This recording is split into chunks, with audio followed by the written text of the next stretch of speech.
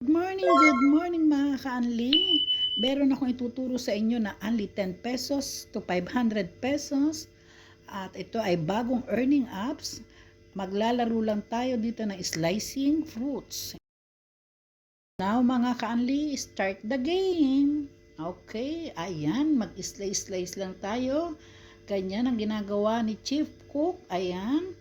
So nag-level up tayo, pipili lang tayo kung anong gusto natin gamitin na pang-slice ng fruit o gusto natin pabilisin yung ating paglalakad o yung patalasin natin yung ating mga knife or dagdagan natin yung gamit natin pang-slice ng fruits. Mamimili lang kayo doon, i-click nyo lang tapos i-drag nyo lang yung parang letter 8, ayan, para makapag-start na ulit tayo ng games.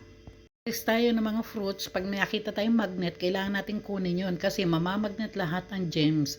Yun yung power ni Chief Cook para lalo tayo mag-level up.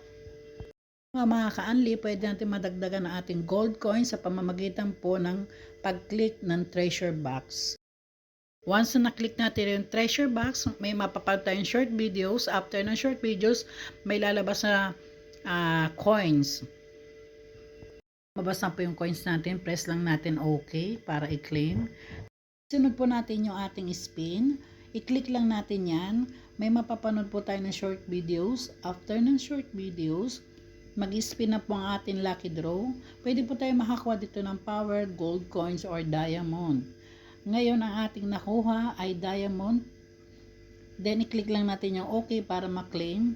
At balik tayo sa ating Chief Cook.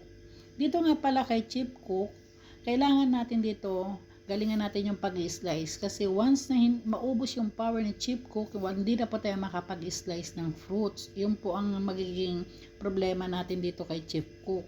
Kaya habang may power pa po si Chief Cook, kailangan po natin damihan yung slice natin ng fruits. At dito nangyari sa akin, naubusan ako ng power, kaya ganito may lumabas na kailangan kong mag-revive or magbayad ako ng diamond. Manunod lang naman tayo ng short videos dito para makabalik tayo sa ating games. At dito nga mga ka-unli, kung gusto natin i-upgrade si Chief Cook para lalos bumilis at lalong mas gumaling sa pag-slice, pindutin lang natin yung shop. Ito po sa shop, pwede po tayong mag-upgrade kay Chief Cook. Pili lang po tayo kung anong gusto nyo i-upgrade kay Chief Cook para may unlock yung mga level ni Chief Cook. Pindutin lang natin yung sambalilo ni Chief Cook at makapamili na tayo kung anong gusto nating level na i-upgrade kay Chief Cook. Ituturo ko naman po sa inyo kung paano mag-withdraw dito. Pindutin lang yung PayPal. Pagka-open nyo, may lalabas pong ganyan. Pindutin po natin yung ating withdrawal.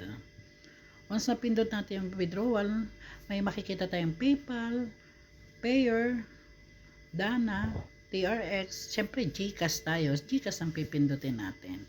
Once na click natin yung GCash, ilalagay po natin yung GCash account number, GCash account name.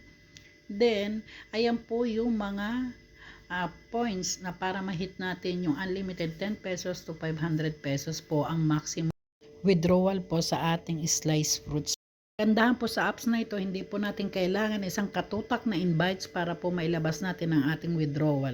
Anytime na ma-hit nyo po yung target ninyong presyo na gusto nyong i-withdraw, anytime po pwede nyo pong withdrawin sa GCash. Daily tax din po tayo dito, i-click lang po natin yan. At once na nag-open po yan, i-click lang po natin yung mga i-claim and manood lang tayo ng short videos to claim that points. Lumabas yung golden coin, press lang natin ang OK para ma-claim natin yung golden coins. Salamat po sa panonood. Pa-like, follow, and share, and leave comment below.